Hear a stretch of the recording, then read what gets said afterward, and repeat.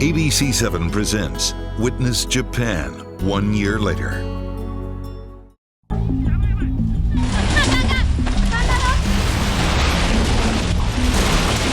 March 11, 2011, one of the most devastating disasters in modern history. An unprecedented 9.0 earthquake, the most powerful ever to hit Japan, among the 5 strongest ever recorded in the world. The ground shook for 6 minutes. Compare that to the 1994 6.7 Northridge quake in Los Angeles, where the ground shook for 10 seconds. But it was just the beginning. A furious and merciless wall of water charged towards a stricken country. In a matter of minutes, the Japanese would fall victim to a rare but epic event. For the first time in world history, we witnessed, live from our living rooms, a tsunami devouring one city after another. We watched in disbelief as thousands hopelessly in its path were swept away. But what we saw was nothing compared to the horror of being there.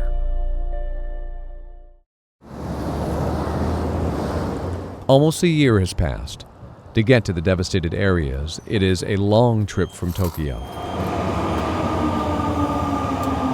going to be riding this train up to Kesennuma. Car 9, that's where we're headed. The tsunami slammed into the rural communities on the northern Pacific side of the country. Small towns, now unrecognizable, even a year later. Our journey takes us from one train to another. But when we finally arrive, the stories people have to tell are remarkable.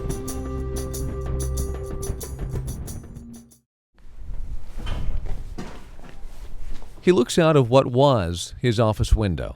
His view, once a bustling seaport, now a barren wasteland. He can't help but still feel the pain and anger. This building was once Kenji Saito's bakery. I met him here on a very cold day in the small fishing town of Ofinato. That's where the tsunami came from? Saito's story is invaluable, not just because of his experience, but because he captured the whole disaster on video. And he walks me through every moment, beginning with the earthquake.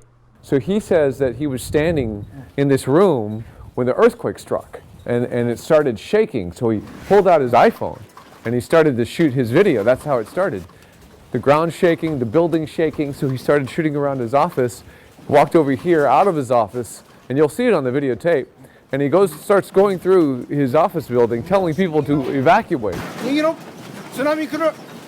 you can see the people that are scared and frightened. You can see people in the doorways over here standing there trying to keep their balance. And he walked in this direction, showing us this is where he went when he shot the videotape. Down the stairs.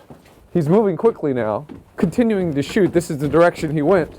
Fast. And imagine, the building is shaking the whole time. This quake rattled this place for about 3 solid minutes. Comes out over here in this direction. So here, you will recognize this. This is when he turns the camera and you see all the fish jumping. That's a fascinating part of the videotape. And he continues to move in this direction. Saito knew a tsunami was coming. So once his building was evacuated, he grabbed another camera and he ran to a hill just a block away. It was the very hill he ran to when he was 12 years old in 1960, narrowly escaping a tsunami that killed thousands. It has now saved his life twice. From that hill, he says he stood on the edge of disaster and watched. In the beginning, it is uncomfortably calm. Even the tsunami alarm lacks urgency.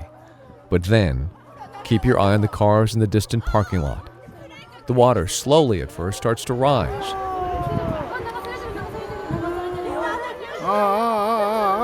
And then more quickly as the cars start washing away.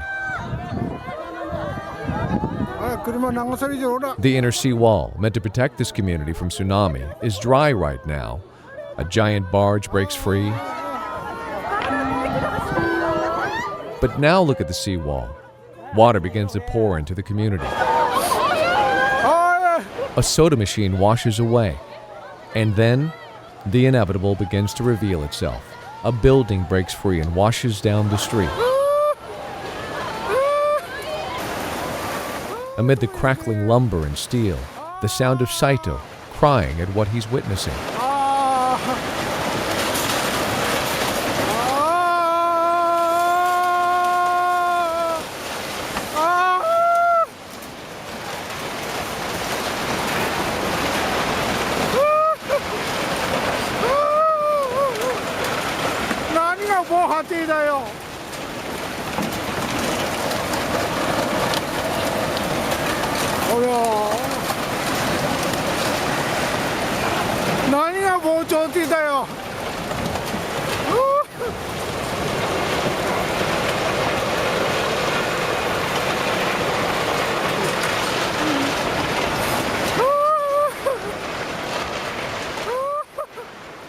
In just 7 minutes, it's gone. 7 minutes from this to this. Saito's video is a stunning education on the merciless power of a tsunami.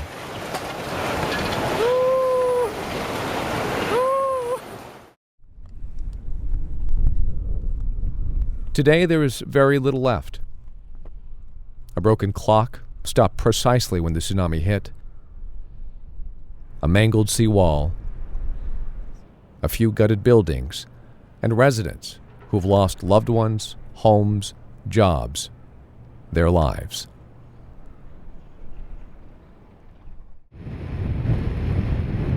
A freezing cold wind hammers barren ground. Once home to a thriving community, land that was fertile and rich, now all washed away. As I drive through Rikuzentakata, I find it astounding that tens of thousands were living right here just a year ago. The tsunami hit this place with remarkable speed and power. The wall of water was 36 feet high. Those who thought their upper floors would keep them safe were wrong. Even designated evacuation shelters failed, many dying in places they were told would be safe. This is an awesome illustration of how high the water is. This is City Hall at Rikuzentakata, and this was used as an evacuation center. 80 people evacuated to this building, but only 10 survived. And the 10 that survived were on the very top floor on the right side of this building, and even they said water went up to their chest. I come across the Uwabe family, 2 sisters, along with the children, who lost both their parents, swept away in a home that sat right here. The family explains to me that since the disaster struck on March 11th, every month on the 11th, families turn out to mourn and pay tribute. On this day, it happens to be the 11th of February. In a cemetery on a hill high above the town, this person, Kuniko, died on March 11th. My interpreter tells me this is the gravestone of one family, 7 members killed in the tsunami. Misako Unura, who actually lives in Los Angeles, grew up here. She lost 2 aunts that day. She takes me to a lookout point to reminisce about happier times. There's nothing there now. But what did it used to look like? We have so many houses, so many greens, lots of car. It was a live town, although, community itself is maybe 30,000 population, but it was full of live people. And now, look at it, nothing is here. The first rescuers to arrive here described it as wiped off the map. Even the town's fire department was defenseless. This YouTube video shows a fireman's desperate attempt to get away, screaming for everyone he sees to run.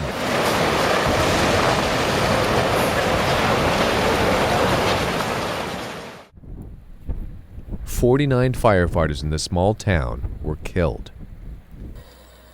80% of all the homes here were swept away. The few buildings that are left are simply shells. Rubble is piled 20 feet high. Even all the shrubbery and vegetation is gone. 70,000 fir trees once lined Rikuzentakata, but when the tsunami came, every single one was ripped down except for one. And that one tree struggles to survive. That struggle has become a metaphor for this community. It was once a beautiful forest that sheltered the community from the wind. This lone survivor they have named the Tree of Hope. But experts say there is little hope it'll survive. The soil has been contaminated from the salt water. This is a restaurant made out of a shipping container and sheet metal. The owner makes the most of what's available and restarts his business. Among the customers, I find a table full of weathered farmers, drinking shoju and smoking cigarettes. They tell me the contaminated soil has put them out of work for at least 5 years. And with no other jobs available, there's little else to do. Every day is a monumental struggle. A year later, people are still trying to figure out how to rebuild their lives while mourning for the lives they lost. It's close to 0 degrees, but the painful cold goes unnoticed. The citizens here have endured far worse.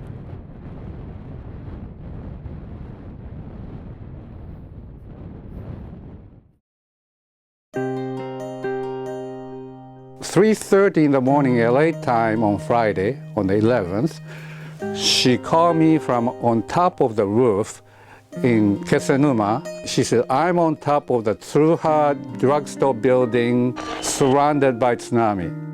She said, please call for help. I might die, she says, but I'm not going to, I'm going to fight, she says to me, and then I lost her. I lost her. A tsunami, racing like a freight train. When it hits, seawalls will shatter, buildings disintegrate, cars will be swept away. Finding safety is a frightening game of chance. I stand in what used to be the front steps of an office building in Kesennuma. Los Angeles resident Masako Inura grew up in this part of the country. While on a visit, she had a meeting here at 3 p.m. The earthquake struck when she and her Aunt Noriko were driving to that meeting. And as soon as I got into the office, they said that huge tsunami is coming. So we have to evacuate right away. The scary thing is, you're only about 50 yards from the water. If the tsunami hits, it's going to hit right here. As they get into their car, tsunami alarms start going off. This video was taken just a short distance from Masako's meeting. The sea begins to surge as the tsunami grows near. The two women, only blocks away, are stuck in gridlock. Every car was so patiently waiting. They were just so polite, waiting. So maybe we were moving like inch by inch. In 30 seconds, the water inundates the inner parking lot. With every second, the water comes in faster. Another 45 seconds. On the road to get out of town, Masako has a growing sense they are in danger. I knew you just have to go higher. So that's why I start looking around all these surrounding buildings. A minute later, this is what it looks like. The tsunami in its full force. Buildings are collapsing. The water is racing inland. Even though Masako has no idea the tsunami has hit, she realizes the only way to safety is on foot. We gotta get out. So I pull her arm and then start walking like this. Perhaps the most important moment of her life took place here. On this street corner, she runs up to a perfect stranger, Daisuke Watanabe. I thought that he could help us to find a way where to escape. Little did she know, Watanabe is in the Coast Guard. On his cell phone, he had just seen video of the tsunami. When Masako came up to him, he happened to look down the street. He saw the water coming right at them. Wasting no time, he simply said, Follow me. That's what he said. So they did, now running for their lives. So this is how far we came. So we have to climb on this fence. With Watanabe's help, they scaled a series of fences, walls, buildings. Everything has since been torn down, but she shows me exactly where they were. Water at one point was up to their chest, but miraculously, they were able to make it to the roof of this pharmacy. This is home video before the building was torn down. Soaking wet and 30 feet up, they accomplished what so many could not.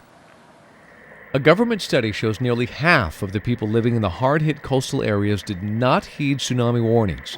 Some thought their cars would get them out of danger. Others thought their buildings would be tall enough or strong enough.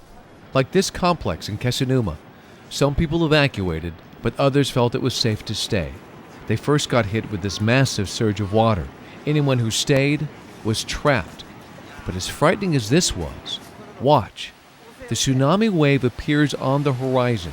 People can be seen running back and forth on this balcony. Nowhere to go. Seconds later, staying was a horrible miscalculation.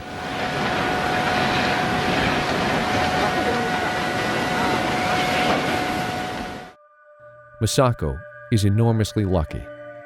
Thanks to Watanabe, she's alive. Having a Watanabe, that was the miracle thing, because if it's only me and an auntie, I don't know what would have been. And then Watanabe is a total stranger. What a brave guy he was. Yeah, that really makes me cry too. Yeah. I did not hear from my wife Masako for about 40 hours. 40 hours, I mean, that was the worst time of my life, waiting to see if she survived or not. Next day, she finally called me and said, I'm alive. I'm alive.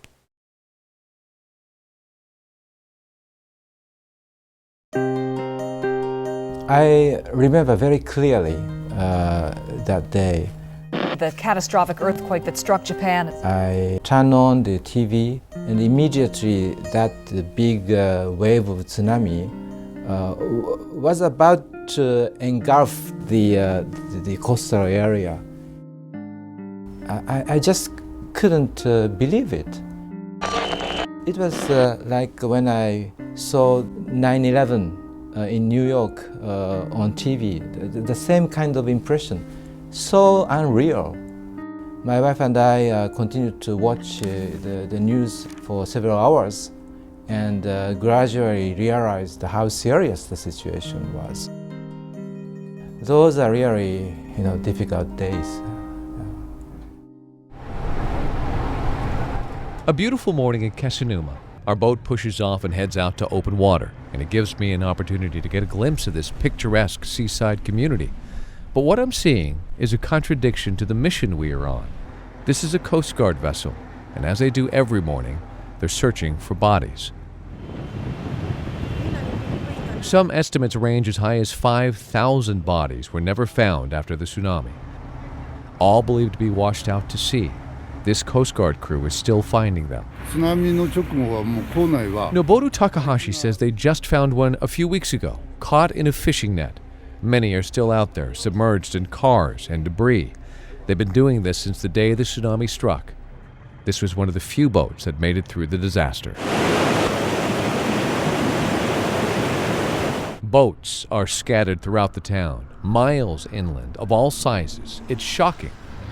This huge ship has become an iconic image here in Kesennuma. It shows the sheer power of a tsunami lifting this enormous vessel up and dropping it in the middle of land. Some have proposed making a memorial out of the ship, but city leaders say it's just too tragic of a reminder, and they've ordered the ship to be dismantled. This is a fishing community. 85% of its economy is the fishing industry, but 9 out of 10 fishermen lost their boats, and the fish market was swept away. Needless to say, these are hard economic times. Even more devastating, the number of homes swept away. 350,000 people were left homeless. Many of them living in temporary housing, like these, erected on a junior high baseball field. The kids in this school are having to adjust. Since the baseball players lost their field, their practice now takes place in a courtyard, surrounded by glass. So this school has had to improvise because the kids can't play with a real baseball because it would go through the windows right here. So they've made their own baseballs by using a type of duct tape here, and then they rip up old newspaper and they stuff that inside. It makes a really soft ball, but when you hit it or throw it, it doesn't break anything. Inside their music hall, they put on a concert for us, an expression of their appreciation. Many of the students lost their instruments in the tsunami. They just received a $25,000 donation from the Asia America Symphony Association of Los Angeles. A special concert in downtown LA helped raise the money.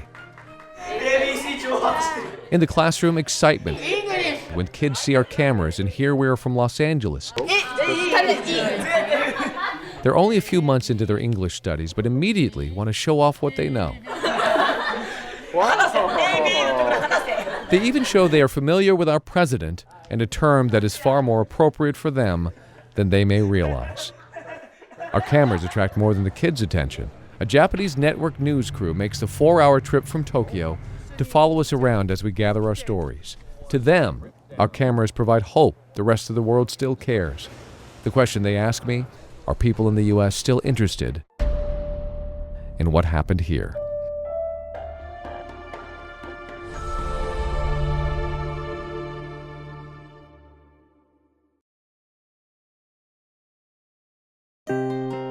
We're very honored that so many people came up to Tohoku and provided their support right after the tsunami. But now the number of volunteers coming to the area is going down every day, every week. We still need a lot of people there. And the big fear that the local residents have is that they have been forgotten by Japan, by the world. And it is a big kind of psychological difficulty that they are holding. But by providing many human resources, volunteers, it really encourages them to think about their future, to work together and to move forward. It's been a year since the disaster, and it is probably hard to think that they still need volunteers. But there are so many areas that we still can work with them, and that really gives them a lot of courage and hope for the future. I'm a commercial photographer and I shoot happy photos more than anything else. Bruce Osborne is a native of Los Angeles but has lived in Japan for decades. After the disaster, he wanted to help and found the perfect way when he discovered people in the evacuation shelters were distraught over losing one thing in particular, their family photos. We've lost all our history.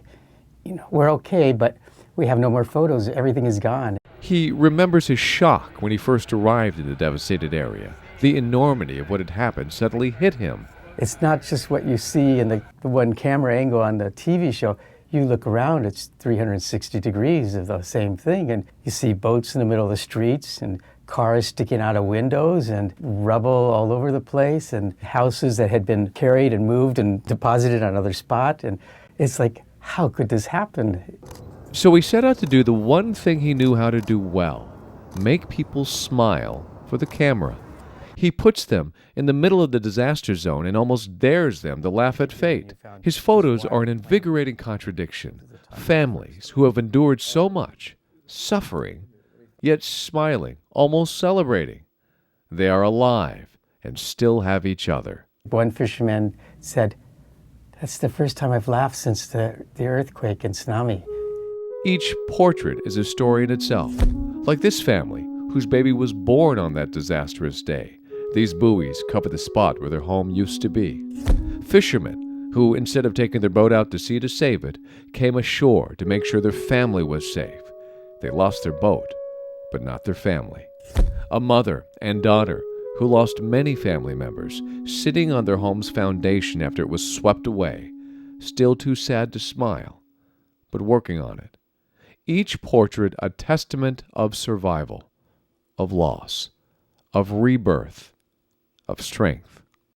I brought a little happiness to their life, and maybe a little bit of the burden was taken off, and that was very touching to hear these kind of stories. A year ago, the Pacific Ocean dealt a disastrous blow, shattering many lives. But every day since then, the Pacific has delivered a gentle sunrise. And with each sunrise comes an opportunity to take a small step forward. Perhaps that step is as simple as being able to smile again, or gather with family to give thanks. Perhaps it's another ounce of strength to deal with loss, or come to terms with the reality that you may never find what you're looking for. With each sunrise, there is a new home, a new opportunity to play, to enjoy music, to say thank you, to look back at the past, and then find the courage to forge ahead.